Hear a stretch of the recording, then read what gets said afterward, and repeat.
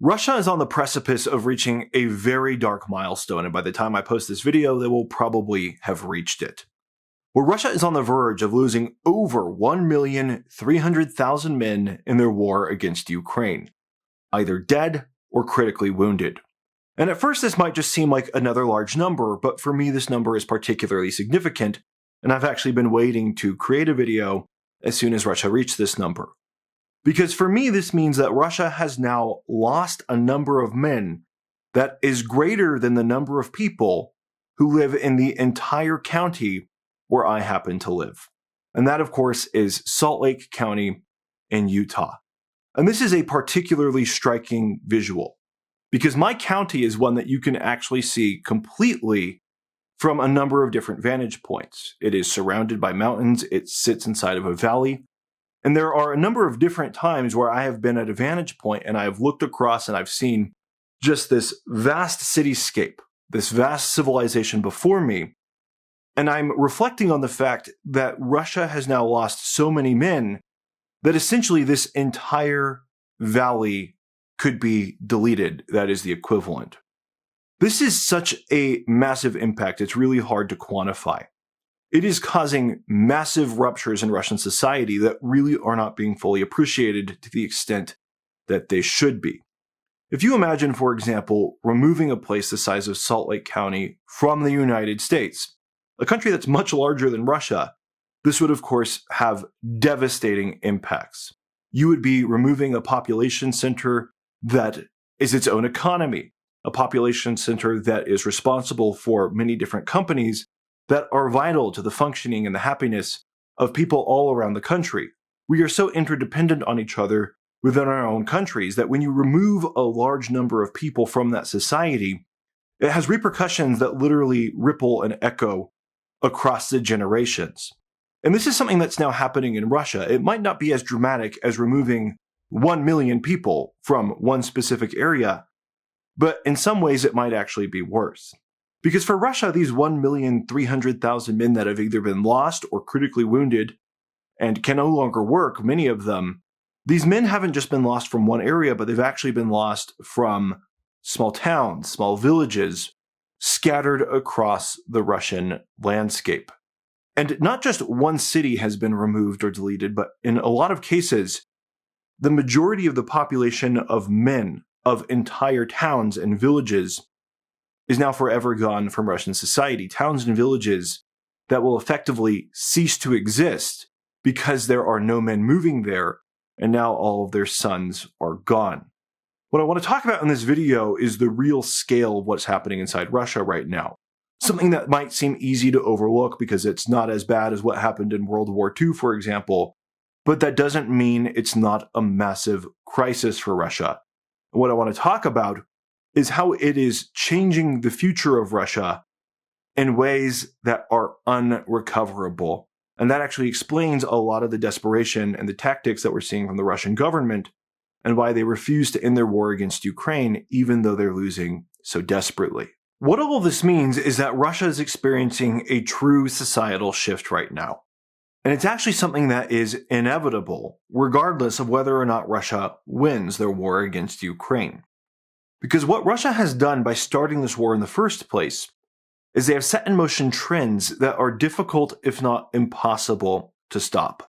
Trends that ultimately will destroy Russia as we know it. How that will actually look, that's hard to say, but Russia will certainly not look how it looks today, 10 years from now, or 20 years from now. There's a lot to discuss about this, but it's important to note that the Kremlin itself is intimately aware of all of these problems.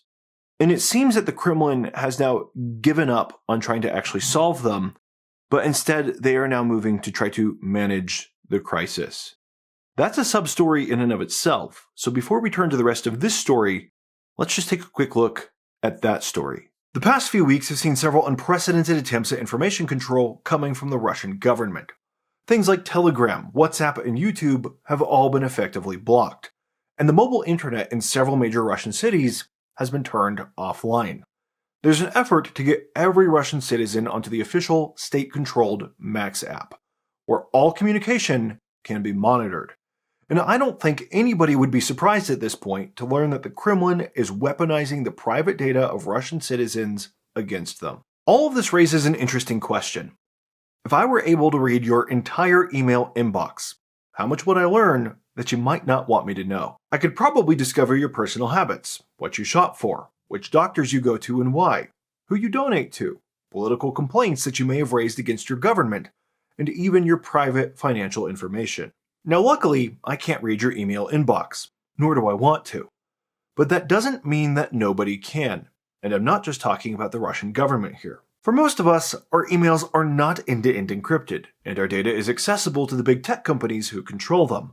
And theoretically, at least, it's also accessible to the governments who could seek to pressure those big tech companies in the future. The email might be free, but that doesn't mean you don't pay. You just pay with your personal data instead of your dollars. But luckily, there is an alternative to this world, and that is Proton Mail, the sponsor of today's video. The better, safer alternative to traditional email platforms. Proton Mail is built specifically around privacy and security, protected by strict Swiss privacy laws, and it's built with zero-access encryption, meaning that even Proton cannot read your emails. Proton also features secure spam filters and no ads, so you can keep your inbox clean where it actually belongs to you. And Proton has actually been targeted by the Russian government on several different occasions, proving that they're actually doing what they claim to do. Did I mention that Proton Mail is free? So you have absolutely nothing to lose by trying it out for yourself. To get started now, just head on over to their website using my link at proton.me/Paul Warburg. Again, that's proton.me/Paul Warburg. Thanks again to Proton for sponsoring today's video. So let's really get into this discussion by just being really clear about one thing. However bad things might be for Russia right now, they're only going to get worse. Because as far as Russia has lost a lot of their young men, currently the process of losing the young men has not stopped, but in fact it has only accelerated. Russia's lost a lot of men throughout the war, but right now they're facing something that they haven't faced before. They're facing a Ukrainian military that is increasingly no longer feeling like they're on the back foot, but they're actually going on the offensive. Ukraine has become so effective at what they do, they're now able to hunt Russian soldiers with drones, even if Russians aren't attacking their positions, but Ukrainian soldiers are also much more effective than they were earlier in the war at defending their positions. And this is a double whammy for Russia that is causing them to take much more casualties than they've taken at pretty much any other period of the war, except for maybe hyper-focused events where Russia had a lot of casualties over a very brief period of time. But what is happening to Russia right now is their military is taking very high and very sustained casualties. And Ukraine has a goal of ramping this up to about 50,000 casualties a month. Right now, Russia is showing no signs of ending its war anytime soon. In fact, the only signs we're really seeing from Russia are rumors that potentially they might have a massive conscription push, which would of course just push the body count even higher. And it's a morbid thing to discuss, but it is just the reality of what is happening in Russia right now. It seems that Russia no longer thinks they can actually fix the societal problems that will be caused by having a shortage of men. So the leadership in power is trying to do the next best thing from their perspective. They're trying to use up all of the young men so that even if the society as a whole has problems, there won't be enough people left to turn against the leadership to remove them from power. They will have enough subjects to continue their comfortable, rich, and prosperous lives. And honestly, what else really matters, especially to a dictator? Being a little facetious there, of course, but the point is what we're seeing now is just a glimpse of what's to come. And this is really, really bad news for Russia. Now we look at the concept of Russian society losing potentially millions of young men, and it's actually easy to downplay the effects of what that's going to do. Because what a lot of people will do is they'll look at World War II, for example, and how many men the Soviet Union lost, something that numbered in the tens of millions. And they'll say, Soviet society survived that, so of course Russian society can survive a much smaller loss, but that's actually rather poor thinking for a couple of different reasons. First of all, Soviet society may have survived World War II, But it never really recovered from World War II, did it? It was always kind of a terrible place to live, and that was owing largely to this missing generation. The young men who went to World War II and simply did not exist. There were obviously other problems in the Soviet Union, problems of leadership and things of that sort. But every problem the Soviet Union faced was exacerbated by the fact that they lost an entire generation of people. And without these people contributing to the economy, any poverty that would have existed already under existing Soviet systems was only even worse than it would have been. That has never really changed. Soviet society, including Russia today, still hasn't recovered from the fact that they are missing a generation of men. And in fact, as lifespans have begun to increase following World War II, Russia has been facing a problem where when you look at their demographic period, there is a chunk missing every 20 years or so, I think. I can't remember the exact number, but basically every generation you can see a chunk missing of people who essentially should have been born and should have been part of the demographic makeup, but they were never born because they either were killed in World War II or the people who would have been their fathers were killed in World War II or their grandfathers. You get the picture. So Russia is not facing a smaller crisis than what they faced in World War II. They are actually still facing the crisis that they faced in World War II, and they are just making that crisis even worse by adding to the existing gaps in their society by eliminating the young men who do exist right now. This is going to create big problems, of course, but what it can really do is it can reshape the fabric of how Russia as a country actually operates. And this goes back to what I already introduced earlier in this video, the concept of a Russian city, a Russian town, a Russian village, whatever the size, that has lost a good portion, if not the majority, if not in some cases all, of their young men. And of course, this effect is actually magnified the smaller the town is. If you have a town of 800 people and you lose 8 people, it's a pretty big deal. If you have a town of 800 people and you lose 80 people, it's an absolute catastrophe.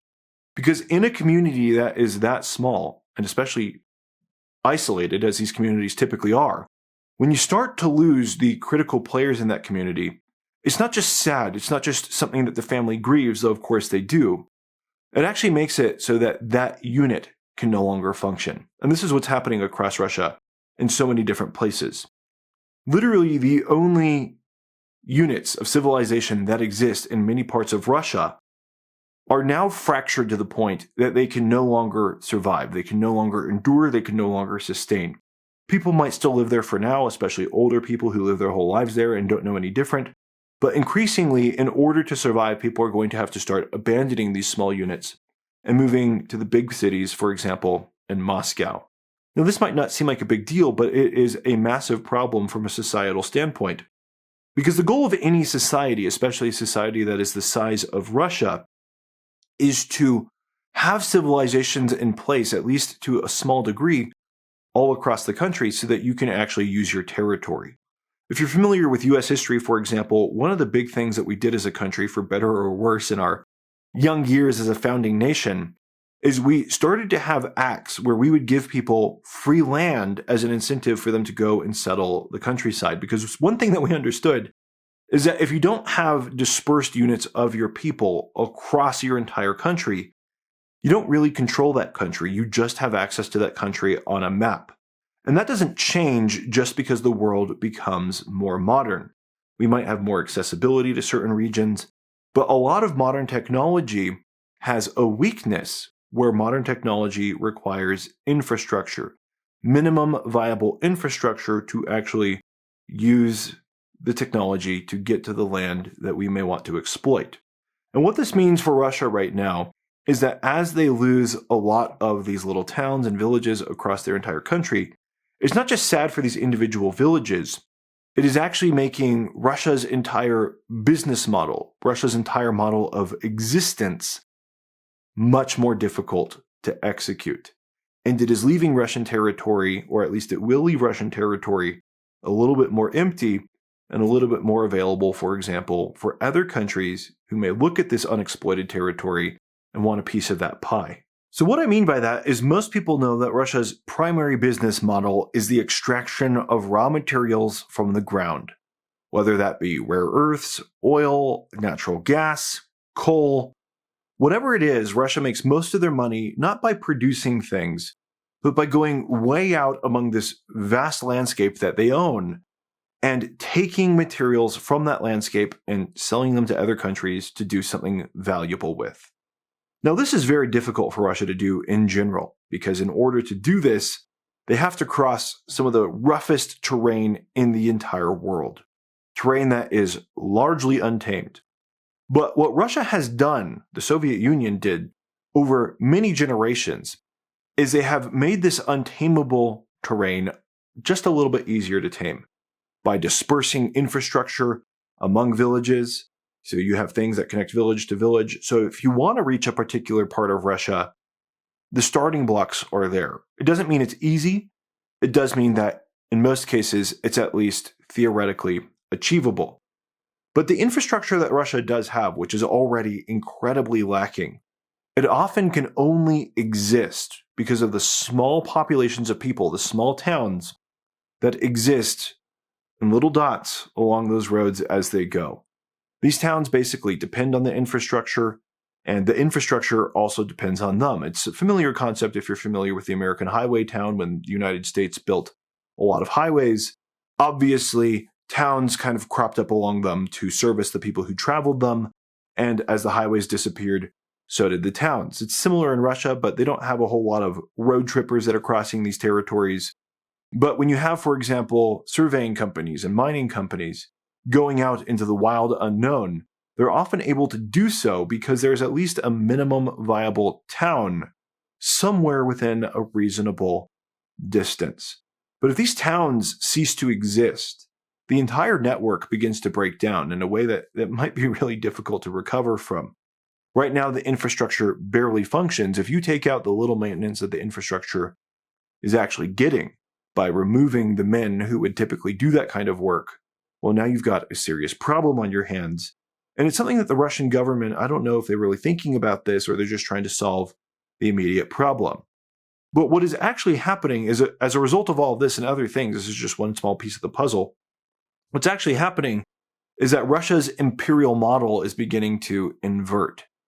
The model of an imperial country, of course, is you want to have a centralized city, like in Russia's case, Moscow or St. Petersburg, where most of the wealth resides. But in order to generate that wealth, you need to go out into the countryside to take the resources of the people who live in the countryside, your subjects, and this is how you actually generate your wealth. What Russia is now doing, though, to fight its war, is it is undermining the edges of its empire where they generate a lot of their profits from, and that's going to create some problems for them going forward. Now, what's really fascinating about this particular situation and why Russia is so particularly trapped right now is that there are some theoretical solutions to the problems that Russia will face as small towns begin to disappear.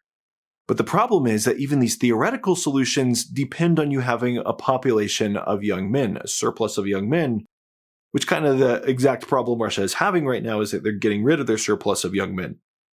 But even more than that, to the extent that Russia can address these problems, it actually only serves to exacerbate their overall societal decline. And that's because the solution to these problems is that rather than having towns kind of servicing the roads going all the way out to the areas where you want to extract resources, you can do what Russia has already begun to do, and you can service these areas with fly-in groups of workers. You fly people in, they work for a long period of time in this particular area, they make a good amount of money, and they fly home to wherever they live. And a certain segment of society can always thrive in that type of scenario. There are some men who actively look for that type of arrangement because that's how they like to live their lives. But you can never rely on that for a majority of your society or a large portion of your society, which is exactly what Russia would start to have to do if indeed their small towns began to break down. Because again, as the small towns break down, the normal paths to getting to these areas, those break down. And it's really, really a different dynamic to have a small town servicing an area where, for example, you're extracting oil versus just a camp where you fly in workers. Because, of course, a small town, you can have a functioning society. Men can have families. Those families can provide a cohesive existence, an existence that goes beyond just work. And you don't have these social problems that happen, like alcohol abuse and things like that, when men are just around other men for like the majority of their existence. What you'll see if Russia is forced to turn to a society where most of their men are flying out to work and never really seeing their families, you're just going to see societal decline on a level that we haven't even seen it in Russia before. And that's saying a lot. Russia is already a society that struggles with drunkenness. They're already a society that struggles with massive domestic abuse. They're already a society that struggles with so many different problems. And that will only get worse to the extent that Russia can recover from these problems and keep their economy functioning. But even that would just be a band-aid, and it would leave them only able to exploit certain resources, but not able to capture the full value, the full theoretical value of their Siberian landscape. So my purpose in creating this video was really to primarily just introduce this topic, because it's a topic that I don't see a lot of people talking about. And it's actually a topic that's hard to notice. You have to connect a lot of different dots to notice what's really happening in Russia right now. A lot of people have heard of Russia's demographic decline. I think very few people have thought through what that demographic decline will actually do to Russia on a societal level and how that will actually play out. And it turns out that, as we notice, Russia's demographic decline doesn't just result in a societal decline, although it does. It also results in a decline in Russia's ability to generate profits. In a funny way, demographic decline leads directly to infrastructure decline, which just leads to further demographic decline. You get the picture. Russia is currently facing a whole host of problems. What I've described in this video is just one of them, but it's a big one, and it shows that when you focus your society on the wrong things, you can quickly create problems that are impossible to actually control. And these problems will persist regardless of the outcome of the war in Ukraine, because regardless of whether Russia wins or loses that war, one outcome is already locked in. And that is the outcome of Russia having lost over 1,300,000 of their young men. Now, this is hardly the only aspect to Russia's demographic crisis that they're facing as a result of this war. But the reason I didn't focus on so many of those other aspects in this video is because I have entire other videos covering them very thoroughly. So if you found this discussion interesting, definitely check out one of these videos on screen, where you'll have a lot more details, a lot better picture of the full story. And for Russia, that full story is frightening. Thanks so much for watching. Don't forget to like and subscribe. I'll see you on the next one.